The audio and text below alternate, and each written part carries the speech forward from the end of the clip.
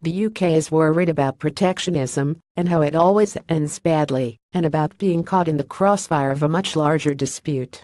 The spat is the one between Boeing Company and Bombardier Incorporated, and it could get in the way of a British free trade deal with the US. This is basically a US-Canada dispute really. Between Boeing and Bombardier, it's much best if it's settled with those, International Trade Secretary Liam Fox said in a panel discussion on the sidelines of the Conservative Party conference in Manchester, Northern England, on Sunday.